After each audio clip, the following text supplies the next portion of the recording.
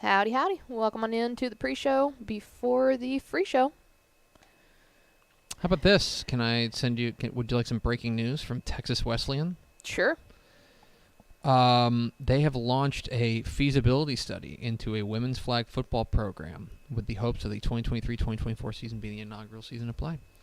Dude, I got 4 years of eligibility left. Met with your boy over there, Poly, or at Fort Worth Polytechnic, their flag football team. After nice. a successful first season of the program at Fort Worth ISD. Nice, look at that. Press release and everything. So how about that? Our people. There's some breaking news. All right, we got to get to some stuff, and we tabled this yesterday. Mm-hmm. You're a wrestling girl now. Big wrestling gal. Wrestling. You are a wrestling gal. Yes. Because, of course, the internet's foremost wrestling expert. What was the there's a funny tweet about welcome to Twitter. Here's a copy of the Communist Manifesto and also a season pass to Monday Night Raw. Yeah, that is me. Every once in a while, Monday on Monday certain nights suddenly you realize oh god, everyone watches wrestling, don't they? Yep. But you and I with other Dave Campbell's friends and my brothers. Yes. Who you got to meet. We went to WrestleMania. A couple weeks ago. We went wrestling. Went to WrestleMania. I had never been. That was a sports bucket list item for me. I wanted to do it. I am a former wrestling fan who's maybe coming back around. Okay. And so I wanted to go to WrestleMania, but more importantly, as you know, I like spectacles. So we went to WrestleMania. And that is peak spectacle. Had a great time thanks to our friend Matt Wilson at Arlington. He hooked us up big time. Okay. So we all went to WrestleMania, had a good time. I figured that was the close of the wrestling chapter of your life.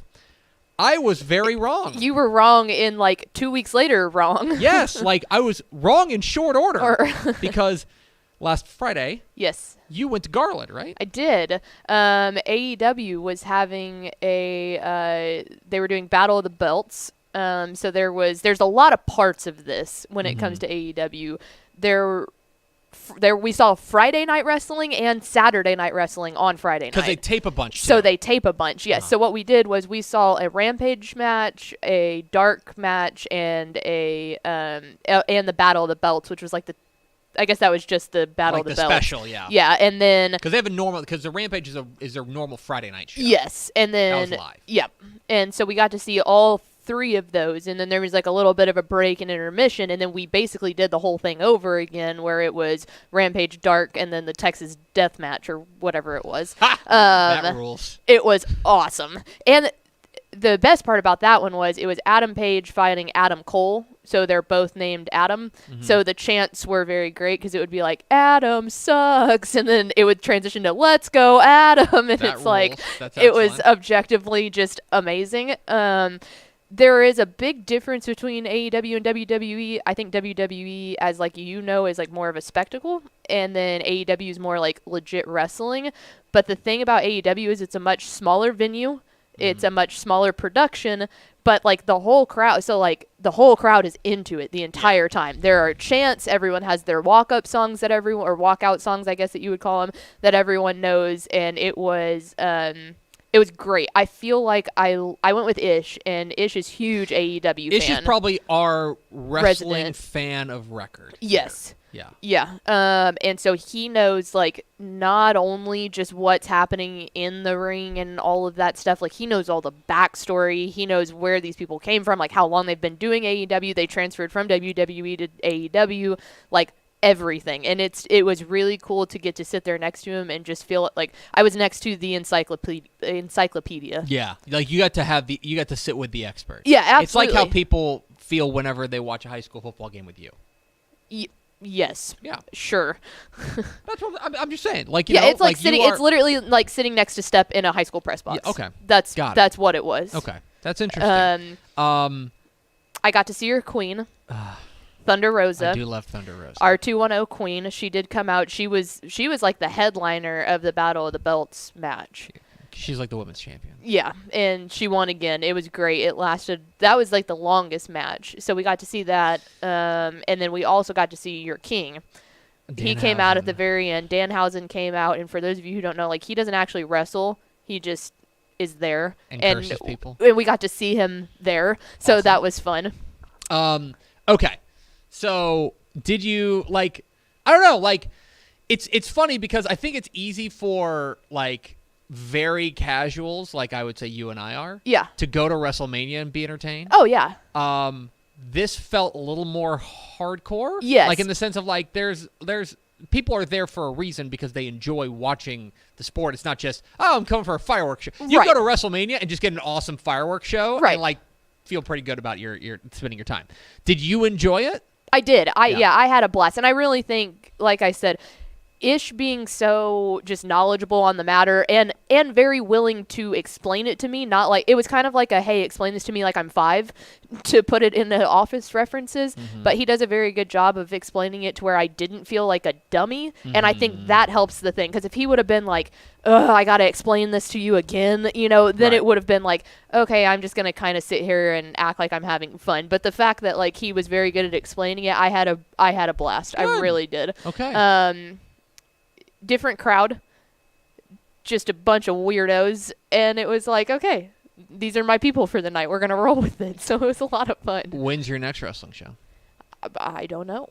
I guess we'll just have to I find guess out we'll a just have to wrestling show, find out. 'cause Yeah. You are, as we established, wrestling gal now. Yeah, well, and we like there. I do feel like, so it goes WWE, the big one, and then AEW, and then like there's all the little indie matches that is like super household. Like there's not many people there. Like I do feel like I have to go to one of those just to say I completely worked backwards from what the transgression of what normally you go to. Normally you go indie, AEW, and then up to the big spectacle. So I feel like I do have to complete that at some point and go to one of these just rando indie matches somewhere. Well, Dallas at one point, I do know this. As Dallas used to be like a big wrestling town, like Yes. really big. Like there was the World Class Championship Wrestling. It was like the Von Erich family is very famous around these parts. And I have seen them wrestle before, which is ironic because Ren Baker, the athletic director for North Texas, is a huge wrestling fan. So after a football game that I was working one time when I was still in college, we put a ring out on the 50-yard line, and the Von Erich brothers, they all came out and wrestled. Awesome.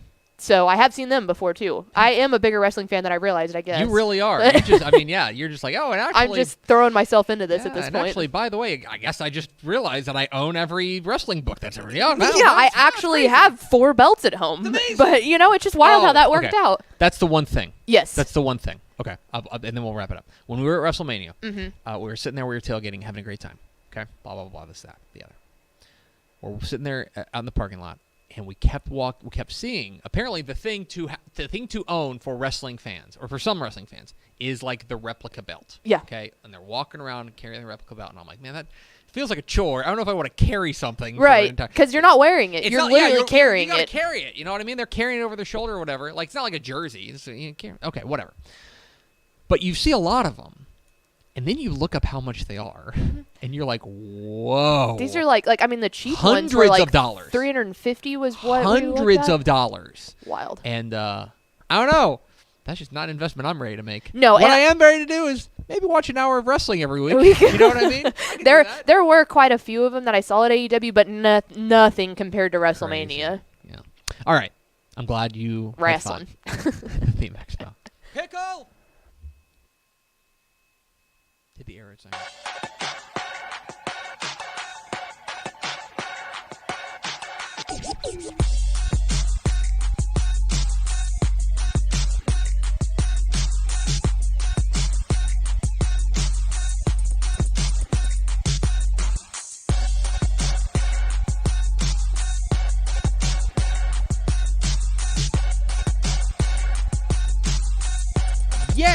Yes, yo!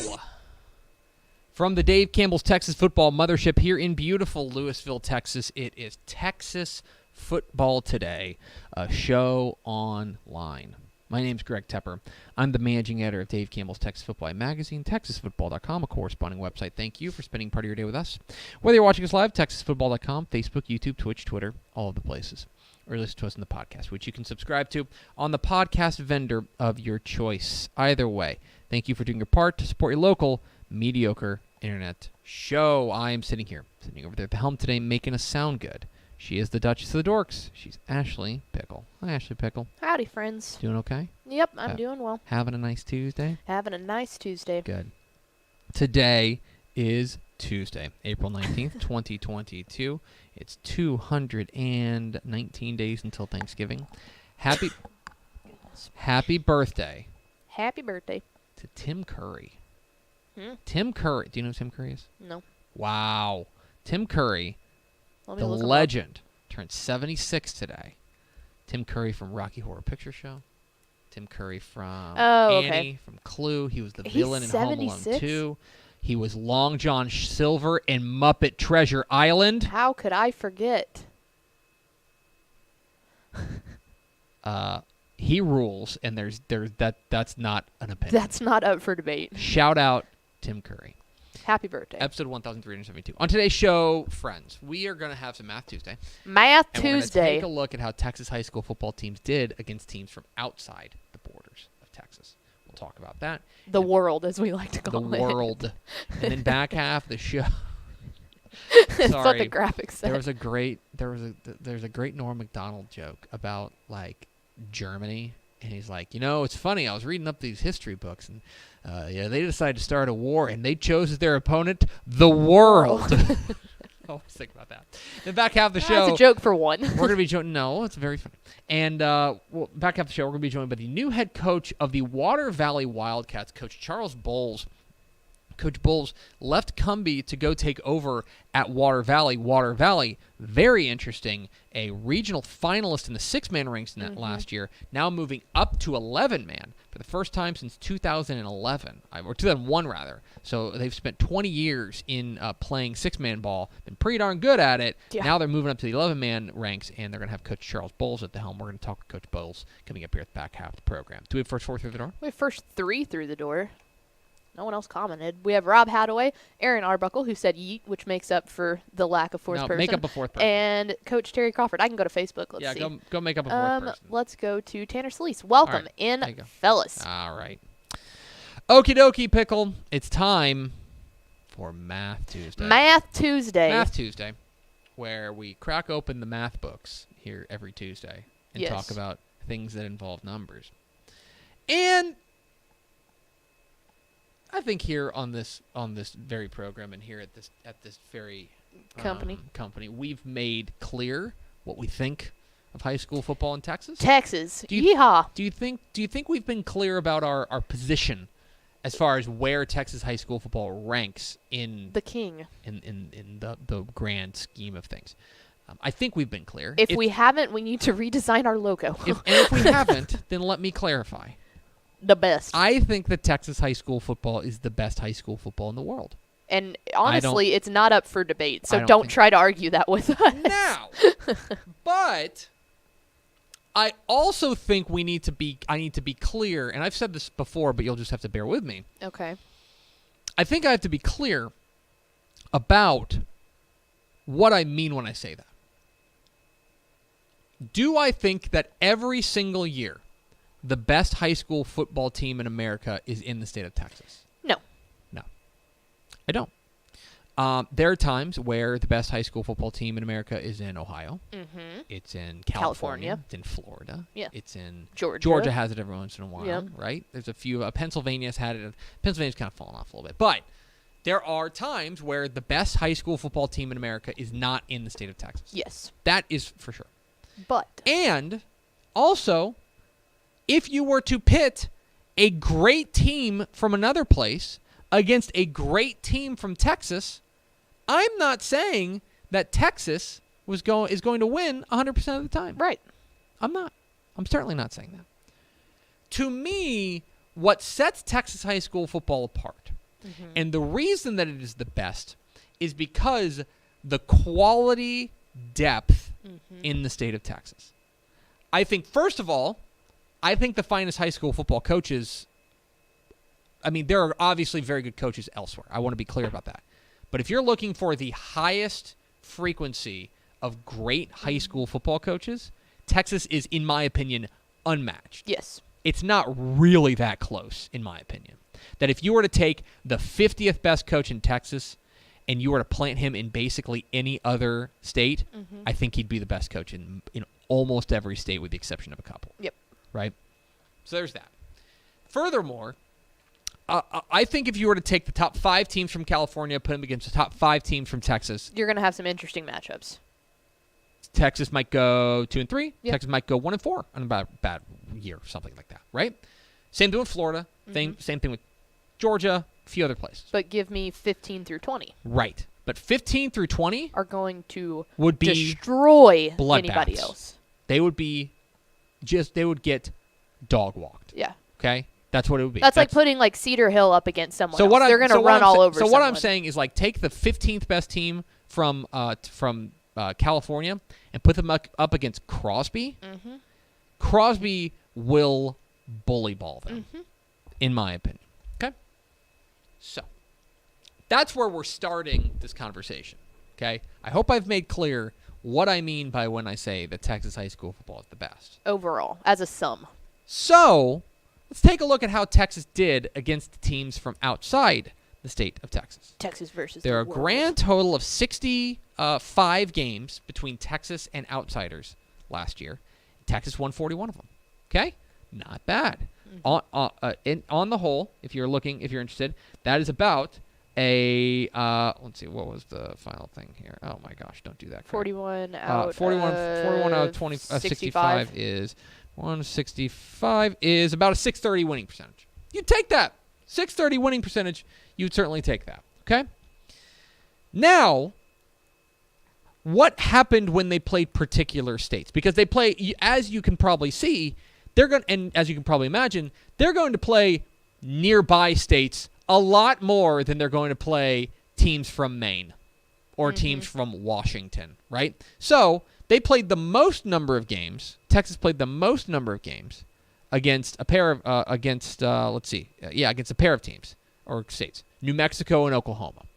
I don't think that's any surprise. You have a lot of West Texas teams that it's just plain old, a lot of El Paso teams. It's just plain old easier to play a team from New Mexico than it is to find a team that can come to you or that you can go to. Just quicker. You know what I mean? Like, just look at a map.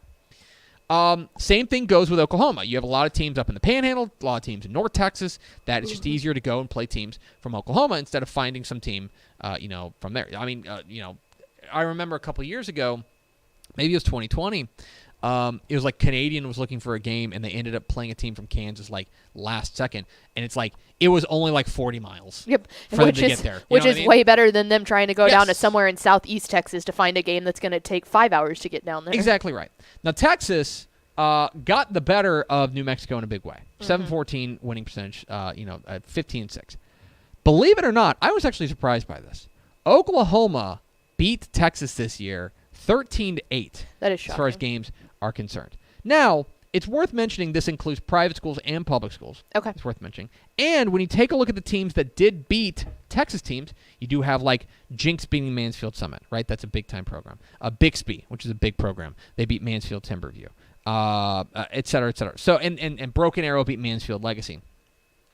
There are a number of teams, and we mentioned this before. When you get up to Oklahoma, there are about 5 teams that are really, really, really good. Jinx, Union, Bixby's in that mix. Broken Arrow's gotten in that mix. There's probably one more that I'm missing at least. From that area, mostly generally around the Tulsa area. That's where the Power Nexus is in Oklahoma. But the other thing is, something to consider, is we don't really know, like as far as enrollments are concerned, we don't really know how to match these things up. Like, for example, Wellington lost to Duncan, Oklahoma. Duncan, Oklahoma, enrollment. Let me see if I can find it real quick. Duncan, Oklahoma has an enrollment of, we don't know. But there is a chance. The limit does not exist. The limit does not exist. Let me see if I can find it real quick. Their total enrollment is 947. Okay? Their total enrollment there at Duncan High School in Oklahoma is 947. They're playing Wellington. Wellington's a 2A Division II program. So they're playing a team that's much bigger than them. So that's something to keep in mind as well. There's a lot of different varying factors. But in the end, don't make excuses about it. Oklahoma beat Texas this year, 13-8. Where Texas really made hay was with 2 other bordering teams. Okay? Louisiana and Arkansas. Start Louisiana. That's impressive. 8-0 against Louisiana is impressive.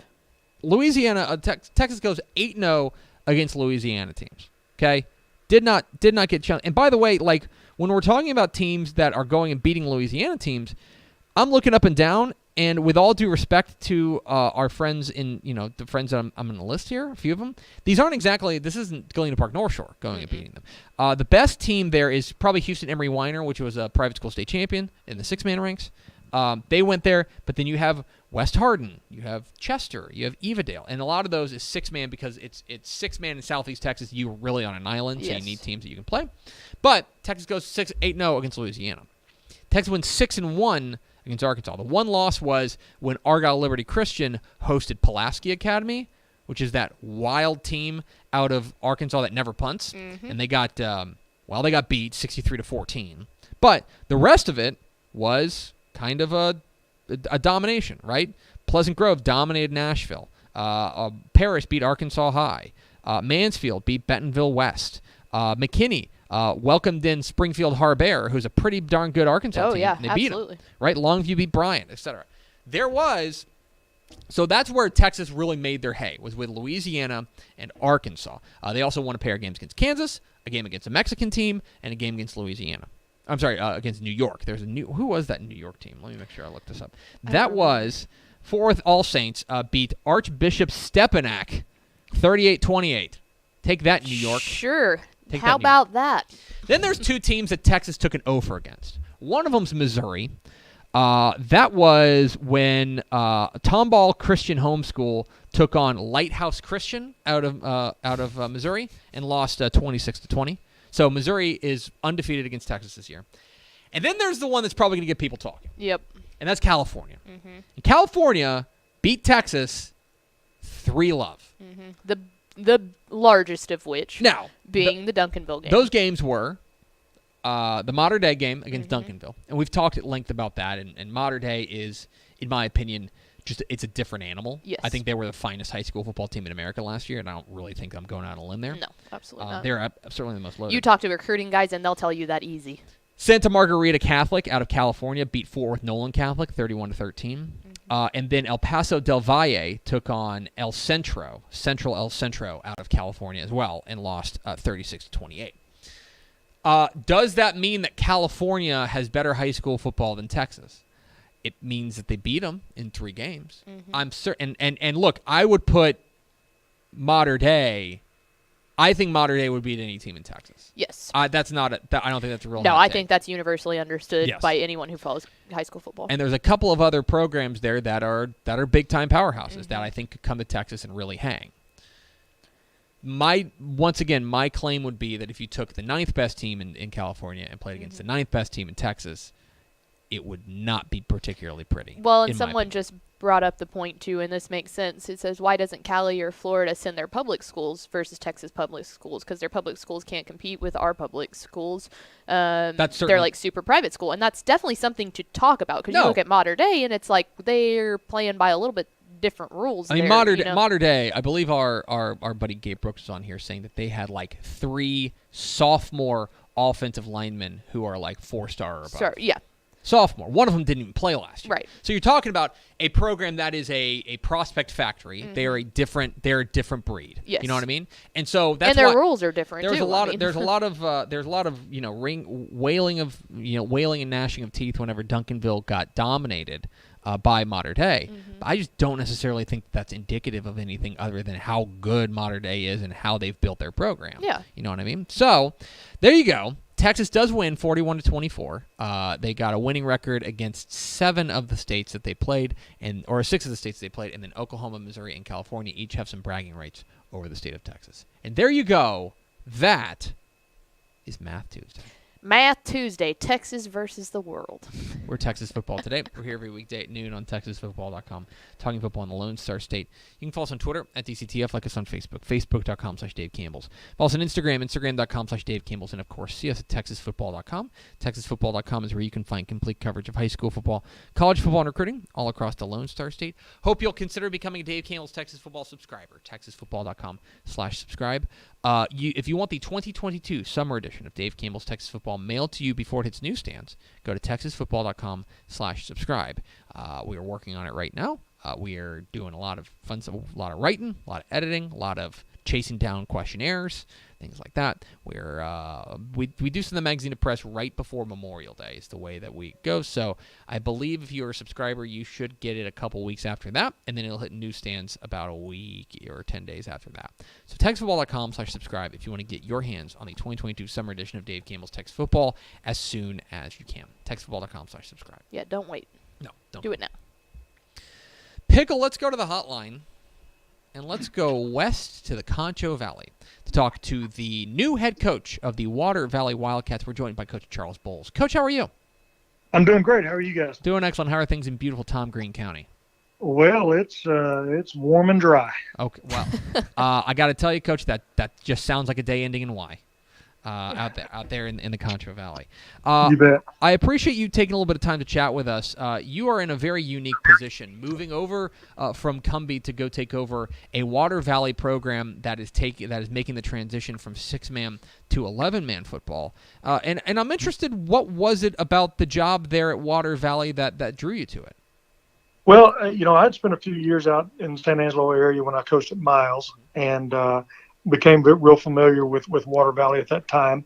And a good friend of mine that I'd coached with before, a guy named Keith Wolf, was the head coach and AD at Water Valley at the time.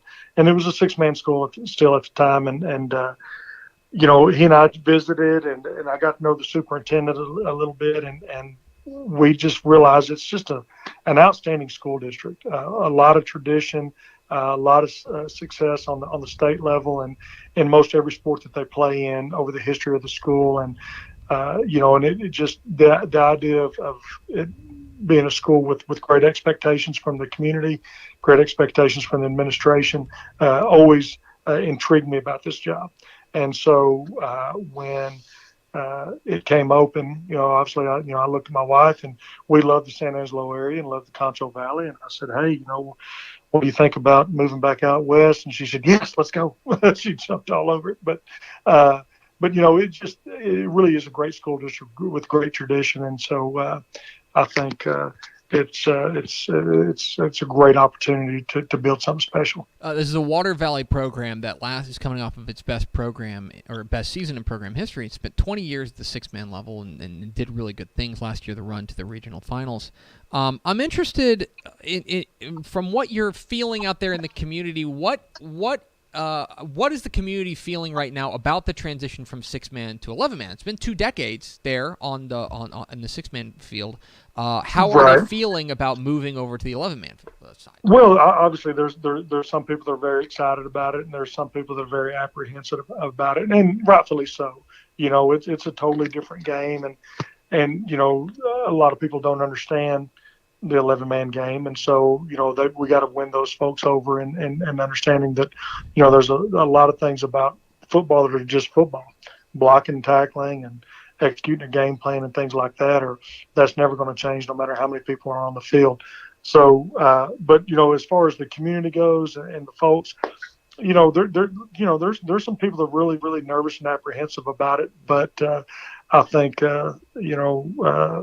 once they see what we're doing, and once they get an understanding of it, I think they'll come around. But the best part of it is it's a great community with great community support, and so when their kids are on the field, they're going to support the heck out of them no matter what they do.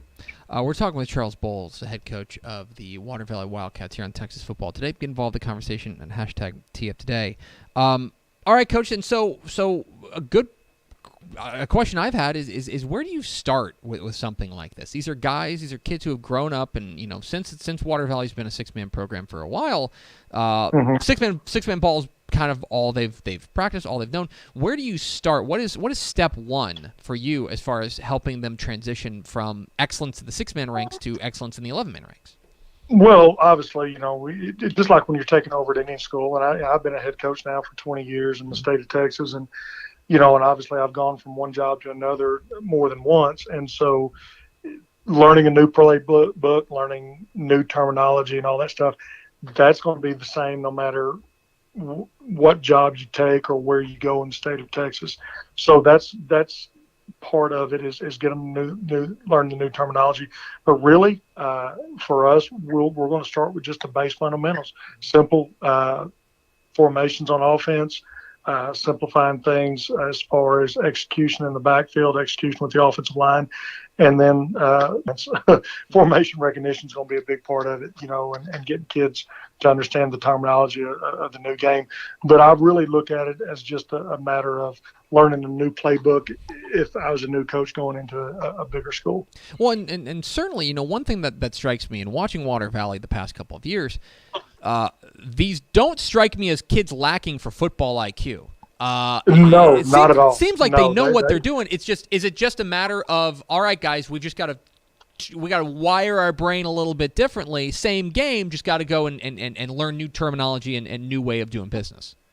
I really think that's what it is. And again, you asked me what intrigued me about this job is the kids here, they're used to winning. They're used to excelling at a high level and getting after it at a very high level.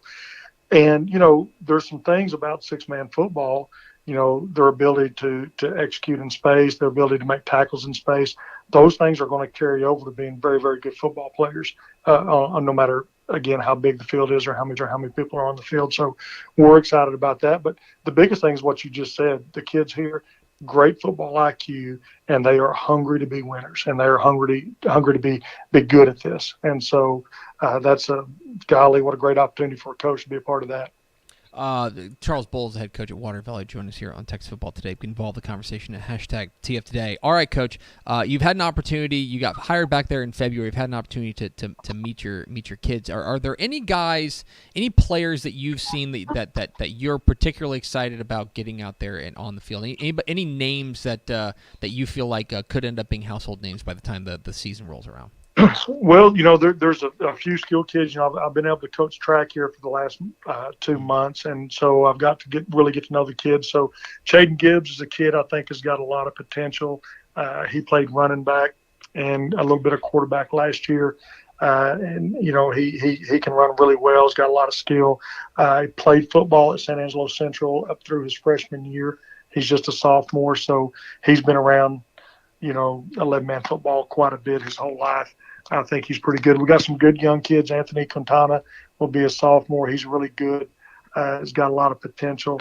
Here's one that's going to blow your mind. There's a sophomore named Josh Basulto who is 6'5" and 315 pounds. I'm sorry. And can run. And, of course, in six-man football, he really didn't have a spot on the field. And we're really excited about his potential and what he can do on the field. And there's that's the thing. Water Valley's got some good lineman type kids here, and we're excited to see what they can do. Another kid, David Valeriano, has played a lot of 11-man football in his life. He's a sophomore that's really having a stellar track season, and we're looking forward to seeing what he can do. Garrett Long, sophomore. I've watched some film on him, and he's one of those kids that'll knock the taste right out of your mouth. So we're excited to see what he can do on the field as well. So he's Charles Boles. He's the new head coach of the Water Valley Wildcats. Coach, really appreciate your time. Congratulations again on the new gig, and very excited to see what you guys do in the fall. Yeah, well, thanks a lot for calling. It's great to visit with you guys. Absolutely. Thanks, Coach. All right, bye-bye. There he goes. Charles Boles, head coach of the Water Valley Wildcats, joined us here at Texas Football Today.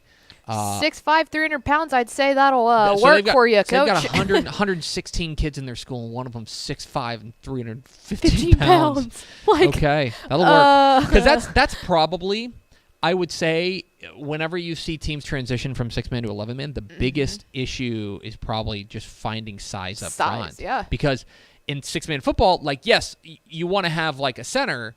But that's about it. But it's also kind of important that can be a weapon in the passing game too. You know what I mean? So it's a different game in that regard.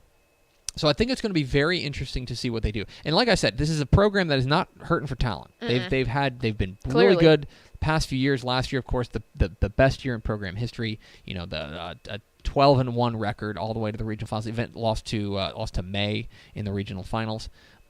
This is a program that I think could make that rapid transition.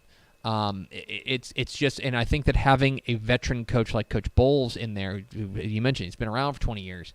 That's probably the right move, and it's probably what you need in a situation like this, wherein if you were to bring in a rookie coach, it just may be a harder task to get these kids that know football and understand football, just teaching them the new way. So I think that Coach Boles is going to do big things there, and I think Water Valley is going to be on the rise here pretty soon. So we appreciate Coach Boles hopping on with us. Let's go over to Ashley Pickle, to America's second favorite segment. Final thoughts. Had a question earlier asking if my father or grandfather was a high school football coach, and the answer to that on all counts is no. Has there ever been a pickle that's coached in Texas high school football? I can look this up. Okay. Let's see. I mean, I can, while you're looking for that real fast, my father and his dad, my grandfather, they were both in higher education. So my dad's an admissions counselor for Texas Tech, and my grandfather was a professor at Auburn and St. Edward's, and he also wrote business textbooks. And then on my mom's side, my grandfather was he was a firefighter, so no. So the closest I have, there's not a pickle, but there is an Elbert Pickell. Pickell. Pickell. So maybe he coached at Beaumont French from 1931 to 1941, then went to war, came back, had a job at Beaumont French. He went to the staff at Lamar, and then he coached at Nederland and Webster from 1948 to 1952. I don't believe there was ever a Tepper. Let me make sure of this. We didn't have... Nope. we were kind of a family of basketball players more than That I can see. football players. Like I'm pretty sure. Like I mean, even my brother, who doesn't necessarily is not a sports guy, he played basketball. So I mean, we all grew up playing basketball. So no. No football coaches. No. Just Okay. a bunch of people in higher education tends Yeah. to be the Yeah. the path there. I understand. yeah. I understand. That's why Pickle's going to go be a teacher. It's going to do it for us. Thanks for spending a little bit of your Absolutely day not. with us. Follow us You on could not Twitter pay me enough. at DCTF. Like us on Facebook, facebook.com/Dave Campbell's. Also on Instagram, instagram.com/Dave Campbell. And, of course, see us at texasfootball.com. Thanks to Charles Boles of Water Valley for being our guest. For Ashley Pickle, I'm Greg Tepper. Vince Young, please get your Player of the Year trophy. We'll see you tomorrow on Texas Football Today.